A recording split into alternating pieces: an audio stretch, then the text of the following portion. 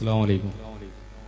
നമ്മുടെ വീടുകളിലൊക്കെ ചെറിയ കുട്ടികളുടെ ബർത്ത്ഡേ ആയാല് സുലൈമാൻ നബിയുടെ മൗലീദ് ഓതിയിട്ട് ബർത്ത്ഡേ ആഘോഷിക്കുന്നത് കാണാം. അപ്പോൾ നമ്മുടെ വാപ്പാരായാലും നമ്മുടെ മക്കളായാലും ഒക്കെ ജനിച്ചു കഴിഞ്ഞാൽ അവരുടെ ബർത്ത്ഡേ സുലൈമാൻ നബിയുടെ മൗലീദ് ഓതിയിട്ടാണ് നമ്മുടെ സുന്നി കുടുംബങ്ങളിൽ ആഘോഷിക്കുന്നത്.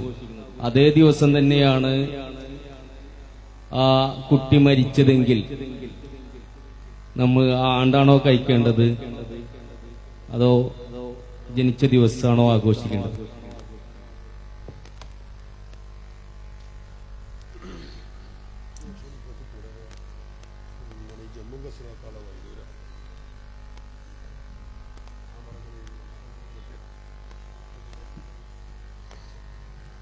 നിങ്ങളെ ചോദ്യത്തിൽ നമ്മുടെ കുട്ടികളുടെ ബർത്ത്ഡേ ആഘോഷിക്കുക എന്ന ഒരു സംഗതി അത് വലിയൊരു ആഘോഷമായിട്ട് തന്നെ നടത്തണം എന്ന രൂപത്തിലുള്ള ഒരു ധ്വനി നിങ്ങളുടെ ചോദ്യത്തിൽ നിന്ന് മനസ്സിലാക്കാൻ സാധിക്കുന്നു. അത് ശരിയല്ല. അങ്ങനെ കുട്ടികളുടെ ബർത്ത്ഡേ ആഘോഷിക്കുക എന്നത് ഒരു ആചാരമായി നമ്മുടെ നാട്ടുകളിൽ മറ്റ് ചില മതസ്ഥരൊക്കെ ചെയ്യുന്നത് പോലെയുള്ള ഒരു ആചാരമായി ബർത്ത്ഡേ ആഘോഷിക്കുക എന്ന ഒരാചാരം അതില്ല. അതത്ര പുണ്യമുള്ള കാര്യവും അല്ല. അതേ അവസരത്തിൽ എനിക്കൊരു മകനുണ്ടായി. ആ മകന് ഒരു വയസ്സായി, ഇന്ന് പൂർത്തിയായി. ആ പൂർത്തിയായ സാഹചര്യത്തിൽ അള്ളാഹുവിന് ശുക്റായിട്ട് ഞാൻ ഒരു ഭക്ഷണം ദാനം ചെയ്തു, ഒരു സ്വതക്ക ചെയ്തു. അത് മോശമുണ്ട്, തെറ്റുണ്ട് എന്നല്ല പറഞ്ഞത്. അതൊരു ആചാരമായി, അതൊരു ബർത്ത്ഡേ ആഘോഷം എന്ന പേരിൽ അതൊരു പുതിയ പുതിയ സംവിധാനവും രൂപവും ഭാവവും നൽകിയിട്ടുള്ള ഈ ശൈലി അത് ശരിയല്ല. അത് നമ്മുടെ പൂർവികരാരും പഠിപ്പിച്ചിട്ടില്ലാത്തതാണ്. അതിനെ പരിശുദ്ധ ഇസ്ലാം പ്രോത്സാഹിപ്പിച്ചിട്ടില്ലാത്തതും ആകുന്നു. അപ്പൊ പിന്നെ കുട്ടിക്ക് വയസ്സ് തികയുന്ന അന്ന് മൗലിദ് ഓതി. ഇത് സുലൈമാൻ നബിന്റെ മൗലിദാവാ, ദാവൂദ് നബിന്റെ മൗലിദാവാ, റസൂലുള്ളാഹി തങ്ങളുടെ മൗലിദാവാ, ഇനി അല്ലെങ്കിൽ വേറെ നബിന്റെ, അതിനൊന്നും നമുക്ക് കുഴപ്പമില്ല. അള്ളാഹുവിന്റെ റസൂലിന്റെ മൗലിദായ ഏറെ വിശേഷമായി, അതൊന്നും പ്രശ്നമില്ല. അതുകൊണ്ട് മൗലിദ്, ഈ കുട്ടികളുടെ ബർത്ത്ഡേ എന്ന് പറയുന്ന ഈ സംഗതി അതൊരു ആചാരമായി നമ്മൾ അതിന് വലിയ പ്രാമുഖ്യത്തോടെ അത് വലിയൊരു കാര്യമായി നടത്തുക, ഒരു ആചാരമായി ഇതര സമുദായത്തിൽ നിന്ന് കടമെടുത്ത് നടത്തുക എന്നത് ഇല്ല. അതേ അവസരത്തിൽ ഹബീബായ നബി സല്ലല്ലാഹു അലൈഹി വസല്ലമ തങ്ങളുടെ തിരുജന്മം അങ്ങനെയല്ല. ഹബീബിന്റെ തിരുജന്മം എന്നത് ലോകത്തിന് ലഭിച്ച ഏറ്റവും വലിയ അനുഗ്രഹമാകുന്നു. അയിമ്മത്തുകൾ അത് രേഖപ്പെടുത്തി വെച്ചിട്ടുണ്ട്. ബഹുമാനപ്പെട്ട ഹാഫിള് ഇബ്നു ഹജർ അൽ അസ്ഖലാനി റഹിമഹുല്ലാഹ് അവിടുത്തെ ഫതാവയിൽ ഇത് പറഞ്ഞിട്ടുണ്ട്. വഅയ്യു നിഅമത്തിൻ അഅ്ലമു മിൻ ബുറൂസി ഹാദൻ നബിയിൽ കരീം ഹാദൻ നബിയ്യിർ റഹ്മ ഫീ ദാലികൽ യൗം. റബീഉൽ അവ്വൽ 12 എന്ന നബി സല്ലല്ലാഹു അലൈഹി വസല്ലമ തങ്ങൾ ജനിച്ച ദിവസത്തിൽ അല്ലാഹുവിന്റെ റസൂലിന്റെ ജന്മത്തെക്കാളും ഏറ്റവും അഅ്ലമായ മഹത്തരമായ ഒരു അനുഗ്രഹം ലോകത്ത് വേറെയില്ല. അതുകൊണ്ട് നബി സല്ലല്ലാഹു അലൈഹി വസല്ലമ തങ്ങളാകുന്ന ആ നിഅമത്ത് നമുക്ക് ലഭിച്ച ദിവസം തന്നെ ആ റസൂലുള്ളാഹി തങ്ങളുടെ ജന്മത്തിൽ സന്തോഷം പ്രകടിപ്പിച്ച് ശുക്ർ അർപ്പിച്ചുകൊണ്ട് വിശ്വാസികൾ അതിന് നന്ദി പ്രകടനം ചെയ്യേണ്ടതാണ് എന്ന് തന്നെ ഹാഫിള് ഇബ്നു ഹജർ അൽ അസ്ഖലാനി റഹിമഹുല്ലാഹ് അവിടുത്തെ ഫതാവയിൽ രേഖപ്പെടുത്തി വെച്ചിട്ടുണ്ട്. ഹാഫിള് ജലാലുദ്ദീൻ സുയൂത്തി റഹിമഹുല്ലാഹ് തന്റെ അൽ ഹാവീരിൽ ഫതാവയിലും അത് ഉദ്ധരിച്ചിട്ടുണ്ട്. പറഞ്ഞതിന്റെ ചുരുക്കം, അപ്പൊ നബി സല്ലല്ലാഹു അലൈഹി വസല്ലമ തങ്ങളുടെ ജന്മം പോലെയാണ് ഇത് എന്ന് പറയാവതല്ല. അങ്ങനെയല്ലേ അല്ല.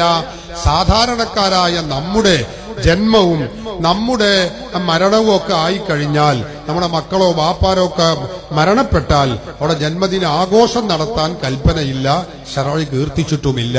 അതേ അവസരത്തിൽ അവരുടെ മൗലിദ് അല്ല, അവരുടെ ആണ്ട് കഴിക്കുക എന്നത് അവരുടെ പാരത്രിക നന്മയ്ക്ക് വേണ്ടി പ്രാർത്ഥനയും ഖത്മുൽ ഖുർആനും തഹ്ലീലും ഭക്ഷണം ദാനം ചെയ്യലും ഒക്കെ പുണ്യകർമ്മവുമാണ്. അത് സ്വഹാബത്ത് താബിഈങ്ങൾ പൂർവികർ ചെയ്ത് കാണിച്ചു തന്നിട്ടുള്ളതുമാണ്. നമ്മുടെ ഖുലഫാഉർ റാഷിദീങ്ങളിൽ ആരെങ്കിലും നബിദിനം ആഘോഷിച്ചിട്ടുണ്ടോ? മുത്തുനബി സല്ലല്ലാഹു അലൈഹി വസല്ലം തങ്ങൾ നബിദിനം ആഘോഷിച്ചിട്ടുണ്ടോ? ആരും ആഘോഷിച്ചിട്ടില്ല എന്നാണ് ഞാൻ പറയുന്നത്. നിങ്ങൾക്ക് വേണ്ടി ഞാൻ പറയാണ്, ഇന്ന് വരെ ഒരാളും ആഘോഷിച്ചിട്ടില്ല. എന്നാണ് സങ്കല്പിക്കുക. ഞാൻ പറഞ്ഞ ഉത്തരം നല്ല ശ്രദ്ധിക്കണേ. റസൂലുള്ളാഹി തങ്ങൾ മുതൽ 4 ഖലീഫമാർ മുതൽ 1,24,000 സഹാബികൾ മുതൽ അവിടെ നിങ്ങോട്ട് 4 മദ്ഹബിന്റെ 14 നൂറ്റാണ്ട് കാലായി. അതിലപ്പുറം വേണ്ടല്ലോ.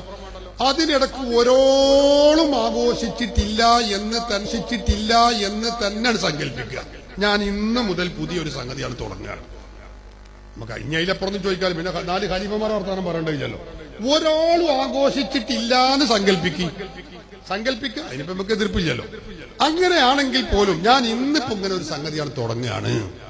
എന്നാൽ അത് ഇസ്ലാമില് വിരുദ്ധാവോ? അത് ഇസ്ലാമിന് വിലക്കപ്പെട്ടതാവോ? അത് ഇസ്ലാമിൽ നിർദ്ദേശിക്കപ്പെടാത്ത കാര്യമാവോ? ആവൂല. എപ്പോ? ഇസ്ലാമിക പ്രമാണങ്ങളുടെ പിൻബലമുള്ളതാകുമ്പോൾ. ഞാൻ പറയുന്ന മറുപടി ആദ്യവും അതിന്റെ അവസാനവും ശരിക്ക് ശ്രദ്ധിക്കണം. ഇടയിൽ കട്ടുമുറിച്ച് ആരും ക്ലിപ്പാക്കാൻ ദുരുപയോഗപ്പെടുത്തേണ്ടതില്ല.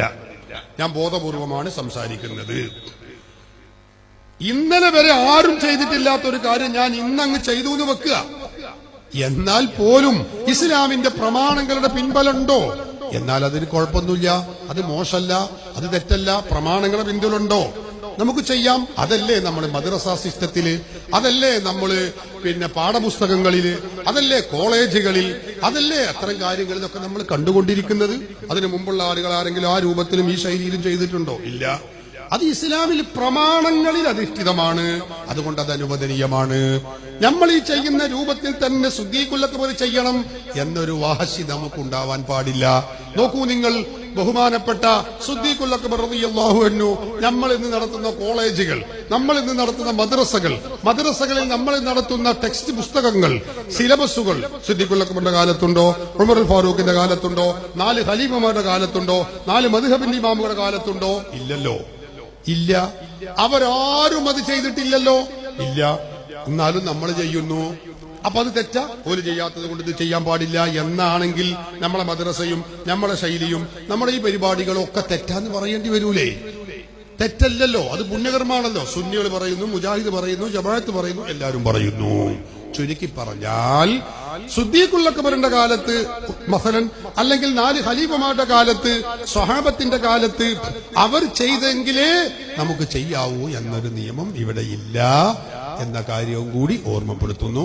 അത് ഞാൻ നേരത്തെ പറഞ്ഞ അടിസ്ഥാന തത്വം മനസ്സിലാക്കുന്നതിൽ വന്ന ഒരു പിഴവാണ് എന്ന കാര്യം നമ്മൾ ഓർക്കണം.